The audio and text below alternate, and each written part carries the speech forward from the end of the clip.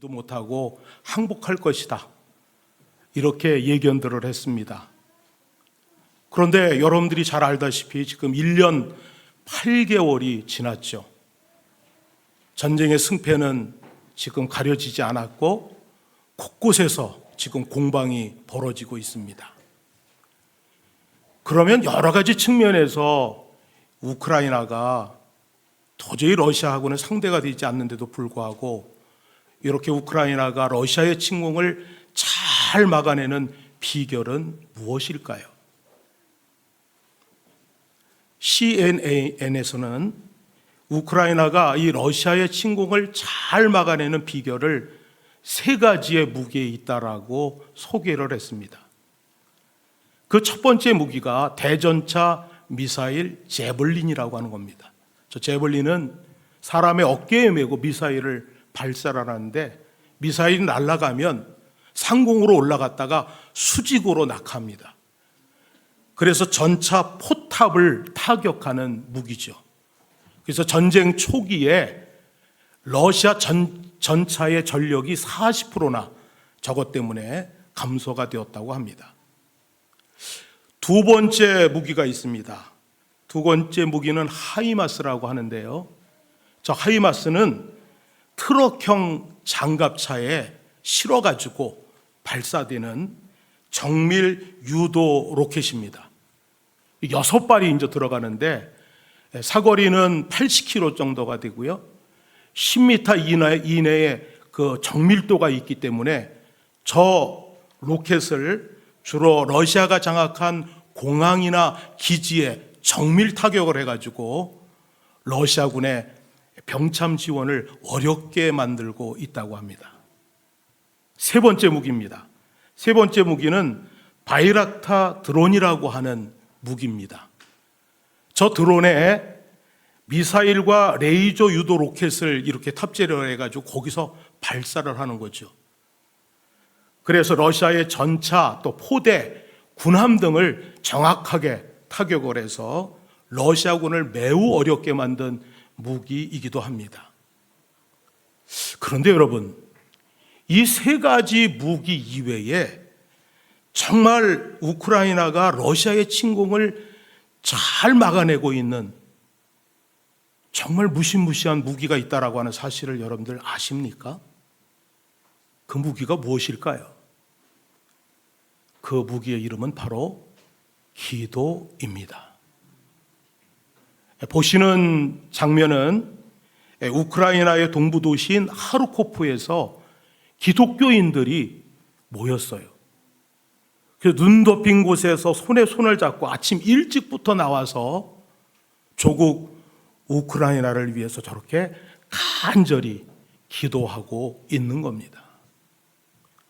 사랑하는 여러분, 기도는 이 세상의 그 어떤 것보다도 위대하고 가장 강력한 무기가 기도입니다.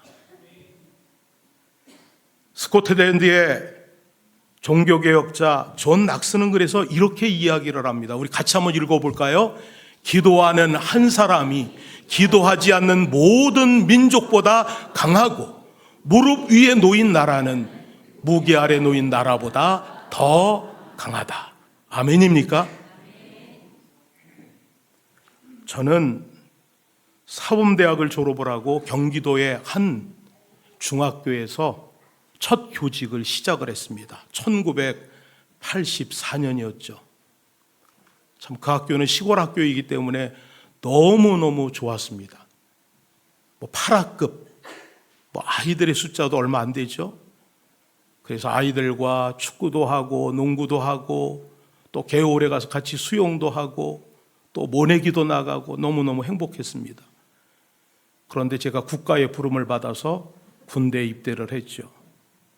그래서 3년의 군대 생활을 마치고 제가 다시 복직한 곳은 경기도의 한 인문계 고등학교로 제가 복직을 하게 되었습니다. 그런데 지금은 상황이 많이 달라졌지만 그때는 아이들을 정말 빡세게 공부시키는 시절이었습니다.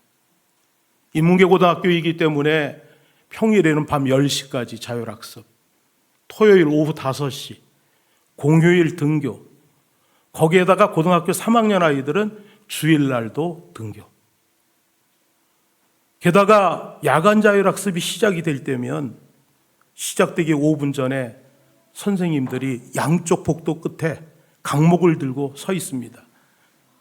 종치고 1초만 늦어도 엎드려 뻗쳐 빡빡빡빡 이렇게 나가는 겁니다. 게다가 또 너무 땀을 많이 흘리면 야간 자율학습을 못한다고 저녁 때에는 축구, 농구 금지. 그런 시절이었죠. 그런데 저도 그런 분위기에 편승을 해가지고 아이들을 지도했습니다. 그런데 교직 생활 10년이 지나면서 저에게는 서서히 회의감이 몰려오기 시작을 하는 거예요. 야, 내가 이거 인생을 이렇게 잘 살고 있는 걸까? 나의 특기와 적성은 야간 자율학습 감독인가? 나는 정말 대학 입시 제조기일까?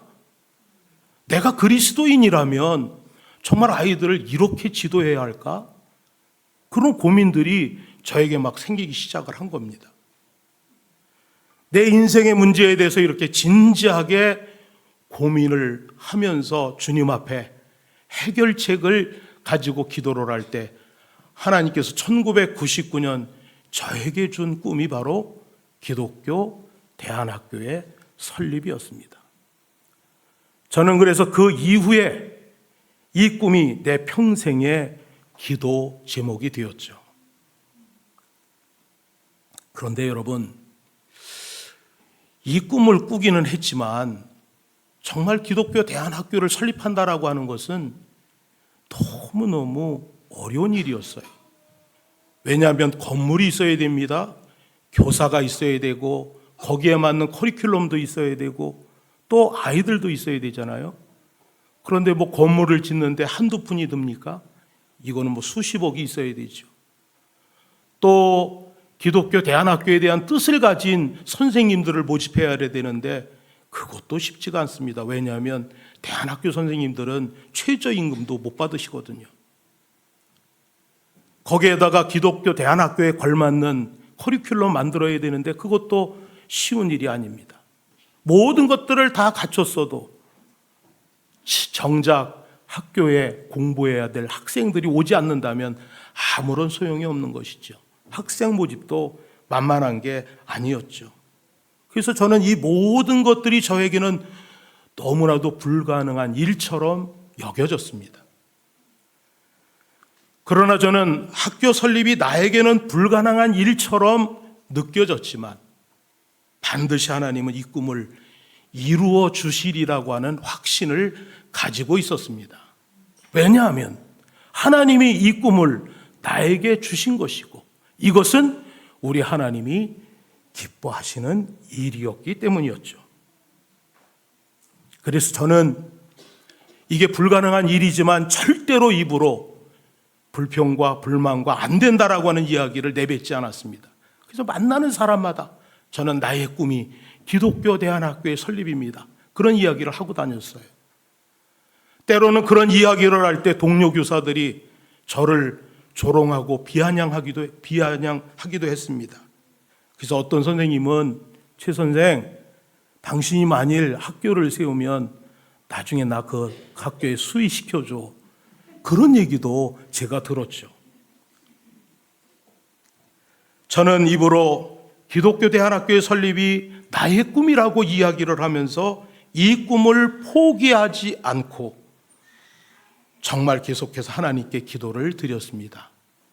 하나님은 저의 22년의 기도를 들어주셔서 2021년 3월 하디글로벌 스쿨 기독교 대안학교가 시작되게 되었습니다. 할렐루야. 이 장면에서 좀 박수도 치어야 되는 거 아닌가요?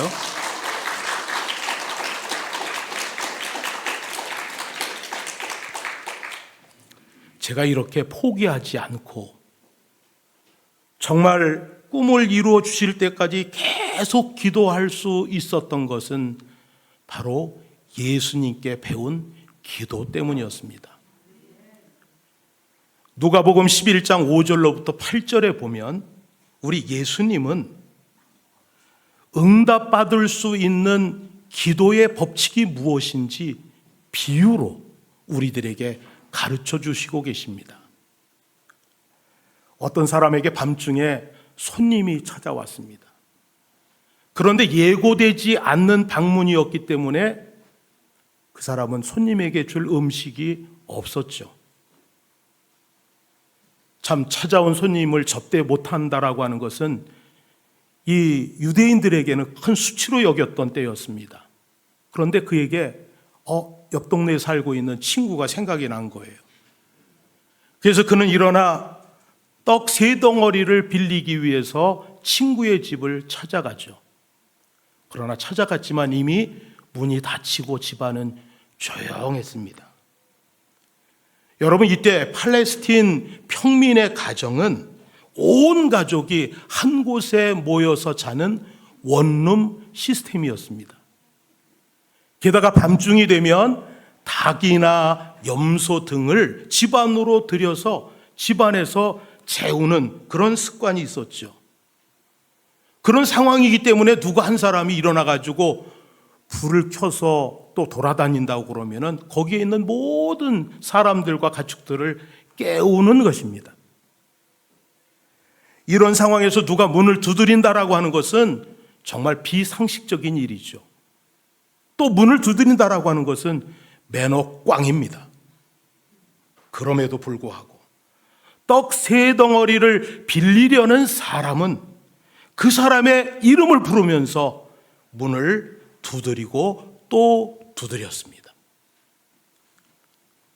예수님의 비유의 결론은 이렇습니다.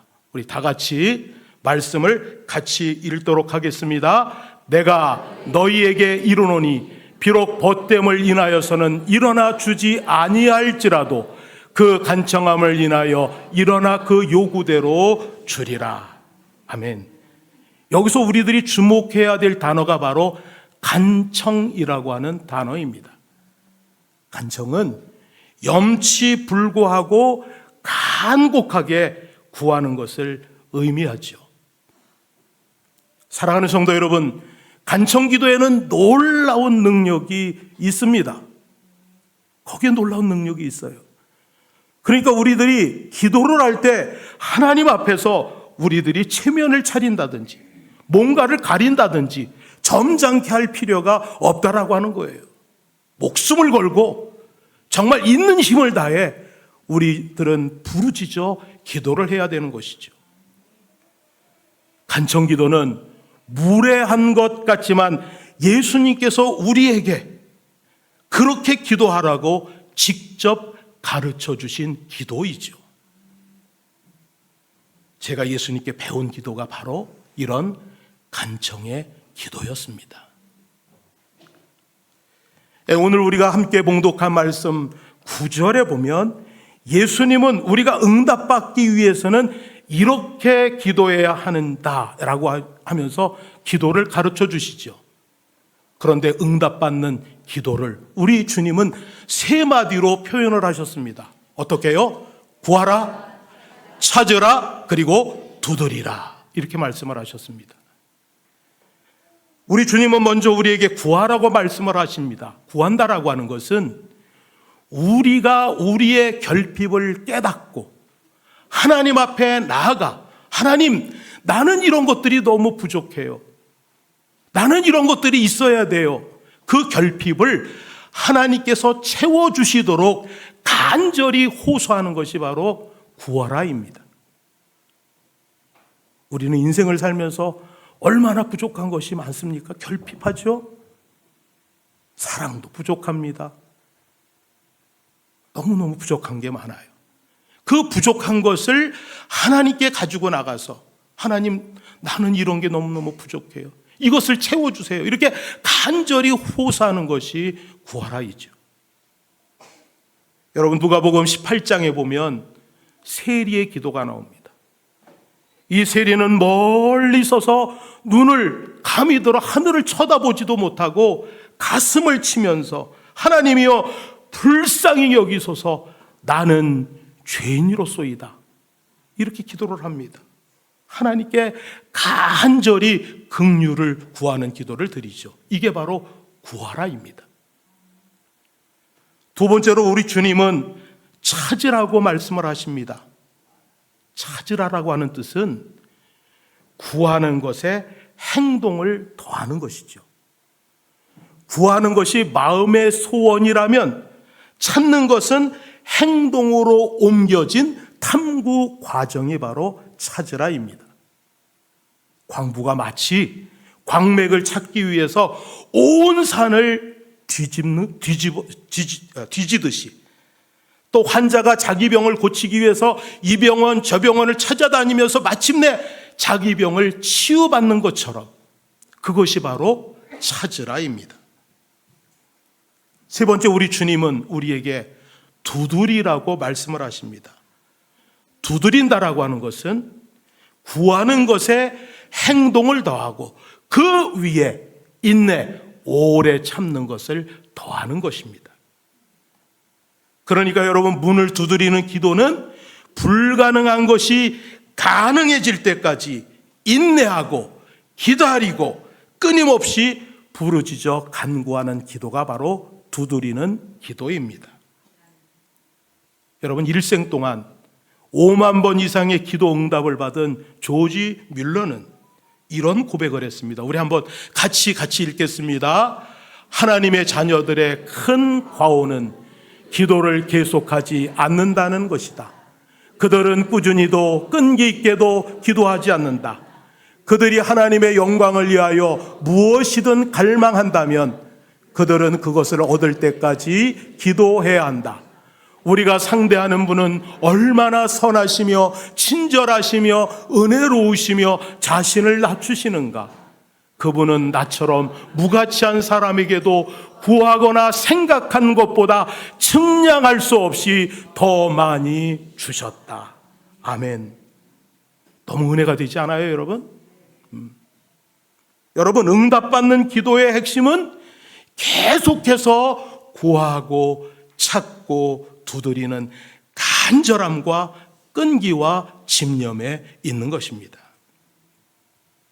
그런데 여러분, 우리 하나님은 우리들이 구하는 것보다 더 좋은 것으로 응답하시는 하나님이신 것을 여러분들 알고 계시죠? 오늘 말씀 11절부터 13절의 말씀입니다. 우리 같이 읽도록 하겠습니다. 너희 중에 아버지 된 자로서 누가 생선을 달라 하는데 생선 대신에 뱀을 주며 알을 달라 하는데 전갈을 주겠느냐? 너희가 악할지라도 좋은 것을 자식에게 줄 알거든 하물며 너희 하늘 아버지께서 구하는 자에게 성령을 주시지 않겠느냐? 아멘. 세계 어느 나라든 부모가 자녀를 사랑하는 마음은 똑같습니다. 심지어 짐승도 부모가 자녀를 사랑을 하죠. 그런데 특별히 오늘 말씀에서 저 13절에 나오는 하물며라고 하는 단어, 이 단어에 여러분들이 주목을 해야 됩니다. 이 하물며라고 하는 단어는 악할지라도 자기 자식에게는 좋은 것을 준다라고 하는 전제가 있어요. 그러니까 선한 하나님이 어찌 자녀에게 나쁜 것을 주실 수 있겠느냐라고 하는 말씀이시죠. 사랑하는 여러분, 우리 하나님은 자녀인 우리들에게 정말 좋은 것을 주시는 하나님이셔요. 우리가 구한 것보다, 우리가 기대한 것보다 훨씬 더 좋은 것을 주시는 하나님이 바로 우리의 하나님이십니다. 하나님께서 저에게 기독교 대안학교에 꿈을 주셨지만 아무리 생각해도 이 꿈은 제가 혼자 이룰 수 있는 꿈이 아니었어요. 그래서 저는 하나님께 기도했습니다. 하나님, 이 꿈이 우리 드림교회 전체의 꿈이 되게 해주세요. 그리고 우리 드림교회의 꿈이 되기 위해서는 이 꿈을 지지해주고 이끌어주실 담임 목사님이 필요했습니다. 그래서 저는 저의 결핍을 가지고 주님 앞에 나가, 주님, 우리 교회에 이런 기독교 대안학교의 꿈을 가진 담임 목사님이 필요합니다. 그래서 우리 하나님께 기도를 드렸죠. 그 그래서 제가 드린 기도가 이거예요. 주님, 미국에 계신 문 목사님 빨리 한국에 돌아오실 수 있도록 하나님 도와주세요. 저 이거 가지고 기도했어요. 여러분, 우리 드림교회가 2002년에 설립된 교회입니다. 문 목사님이 미국에서 돌아오시기 전에도 우리 드림교회를 담임하셨던 두 분의 목사님이 계셨죠. 그러나 기독교 대안학교의 설립이 우리 드림교회의 꿈이 되는 것과는 거리가 멀었습니다. 그래서 저는 더 간절해졌어요. 이 일은 미국에 계신 문 목사님이 한국으로 돌아오셔야만 해결될 일이다. 저의 기도의 기간은 10년이었습니다. 문 목사님이 2009년 한국으로 돌아오신 이후에 기독교 대안학교의 설립은 우리 드림교회 전체의 꿈이 되었어요. 그래서 다음 세대를 하나님의 사람으로 세우기 위해서 기독교 대안학교 설립을 위한 날개짓을 시작하게 되었습니다.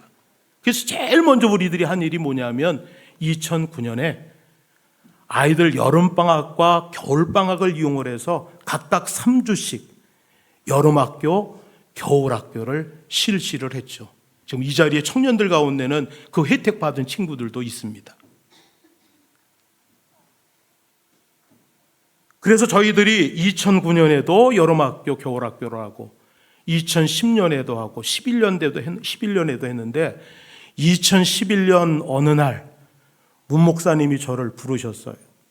부르시더니 이렇게 이야기를 합니다. 최 목사님, 언제 청주로 이사 오는 건가요? 여러분들이 이건 막 웃음이 나지만 저는 진짜 섬찟했습니다. 이 얘기 듣는데. 그때 저와 제 아내는 평택에서 교직 생활을 하고 있었죠. 제가 대답을 못하고 머뭇거리니까 목사님이 또 재차 말씀을 하십니다. 우리가 미국에서 돌아오면 청주로 이사 온다고 약속하지 않으셨나요? 약속했죠. 약속했어요. 그때 하도 드림교회 교인들이 문 목사님 오셔야 된다고 나 등 떠밀어 가지고 나보고 이야기하라고 그래가지고 제가 이렇게 총대를 맸습니다. 2012년 2월 말 저와 제 아내는 28년, 26년에 교육 공무원 공직 생활을 내려놓고 명예퇴직을 했습니다. 그리고 이제 학교 설립에 올인하기 위해서 그해 3월에 청주 시민이 되었습니다.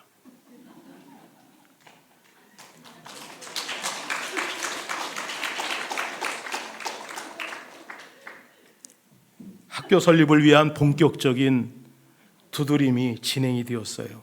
제가 이제 2012년에 이사를 왔으니까 그러면 어떤 일을 시작을 할까?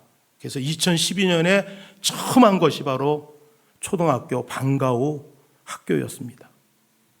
그리고 그 다음 해에 중학교 과정까지 저희들이 확대를 하고 계속해서 저희들은 대안학교 설립 세미나, 대안학교 컨퍼런스, 그 다음에 선진학교를 방문하면서 학교 설립의 꿈을 키워갔죠.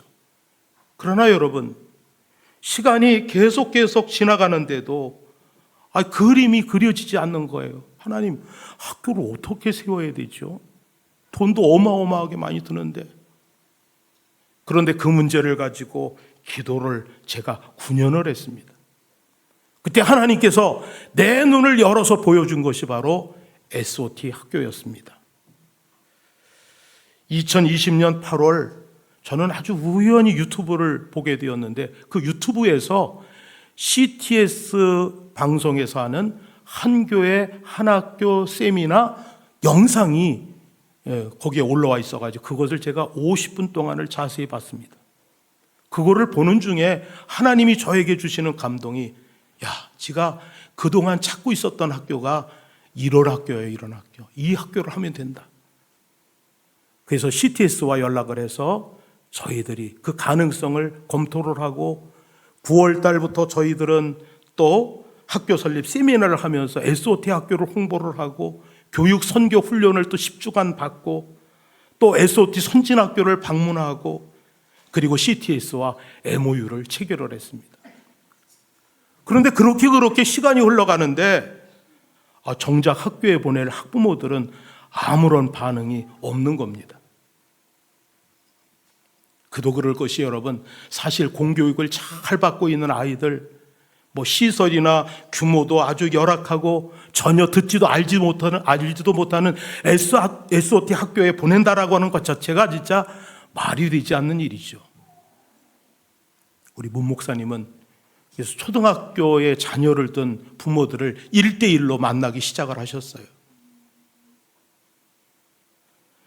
그럼에도 불구하고 새로운 2021년을 맞이하는 시점이 다가오고 있는데도 불구하고 학부모들의 반응은 전혀 없었습니다. 그래서 2020년 12월 저의 기도 내용은 이런 거였죠. 하나님, 이번 기회가 드림교회에서는 정말 마지막입니다. 이제 더 이상 우리 드림교회에서 무슨 기독교 대안학교 하자 이런 이야기 안 하겠습니다. 내년 3월에 기독교 대안학교 설립되지 않으면 저는 이제 포기입니다. 대신 제가 가지고 있는 열정, 모든 에너지, 저는 도미니카에 있는 우리 신현재 선교사님, 그리고 필리핀에 있는 고종성 선교사님, 그 사역지에 내가 후원을 하겠습니다. 저의 기도는 그거였습니다. 문 목사님은 갈대상자라고 하는 설교를 통해서 마지막 비장의 카드를 내밀으셨죠. 그리고 학부모님들과 성도들에게 이제는 번지 점프대에서 뛰어내려야 되지 않느냐 이렇게 말씀을 하셨습니다. 그리고 다음 세대를 세우는 일에 우리들이 다 같이 도전하자 이렇게 설교를 하셨습니다. 하나님의 전적인 은혜, 그리고 우리 드림교회 성도들의 간절한 기도로 2021년 3월 2일 드디어 기독교 대안학교인 하디글로벌 스쿨이 8명의 아이로 시작이 된 것이죠. 지금은 28명입니다. 하디글로벌 스쿨이 세워지기까지 저는 22년 동안 구하고 찾고 두드렸습니다. 여러분, 성경에서 우리 하나님은 계속해서 우리들에게 기도하라고 명령을 하십니다. 시험에 들지 않게 깨어 기도하라. 지금까지는 너희가 내 이름으로 아무것도 구하지 아니하였으나 구하라. 그리하면 받으리니 너희 기쁨이 충만하리라. 내 이름으로 무엇이든지 내게 구하면 내가 행하리라. 수없는 말씀이 우리들에게 주어지고 있어요. 그런데 오늘날 이 기도에 대한 말씀과 그 약속들을 믿고 응답받을 것을 확신하면서 간절히 기도하는 사람들은 별로 없어요. 구하면 주시겠다고 말씀하시는데 구하지 않습니다. 찾으면 찾게 해 주시겠다고 약속을 해 주셨는데도 찾질 않아요. 문을 두드리면 열리게 해 주시겠다고 말씀하시는데 두드리는 것조차도 하지 않습니다.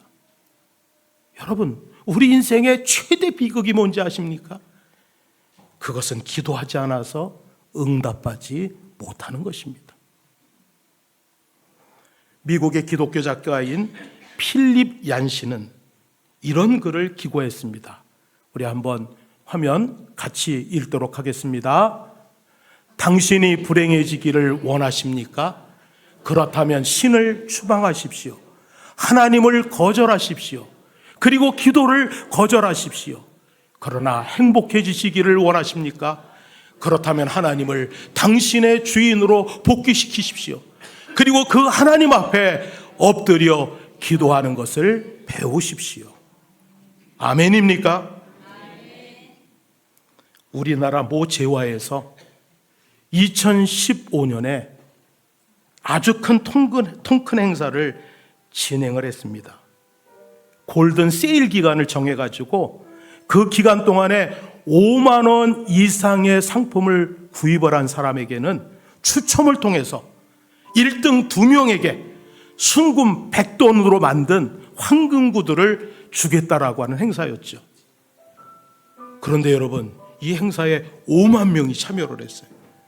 정말 추첨을 통해서 두 사람이 순금 100돈의 이 황금 구두를 받게 되었죠. 사랑하는 여러분, 우리 하나님은 특별한 기간에만 이런 행사를 하시지 않습니다. 매일매일 하나님은 이 행사를 준비해 놓고 계십니다. 오늘도 우리 주님은 황금구두의 주인공을 찾고 계셔요. 그런데 여러분, 이 황금구두의 주인공은 추첨에 의해서 뽑히는 것이 아니에요. 어떤 사람이 그 주인공이 되느냐? 구하고, 두드리고, 찾고, 그리고 기다리는 자에게 주어집니다. 여러분들 이거 믿으시나요? 그럼 우리가 이거 한번 외쳐야 될 것 같아요. 일부 예배에서는 안 했는데 이거 한번 해봅시다. 제가 선창 그러면 여러분들은 구하고, 알겠죠? 두드리고, 찾고, 기다리자. 준비하실 수 있겠어요, 여러분? 자, 준비! 야!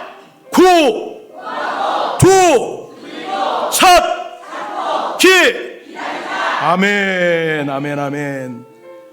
여러분, 하나밖에 없는 아들도 아낌없이 내주신 우리 하나님, 그 하나님이 찾기를 결단을 하고 나는 끈질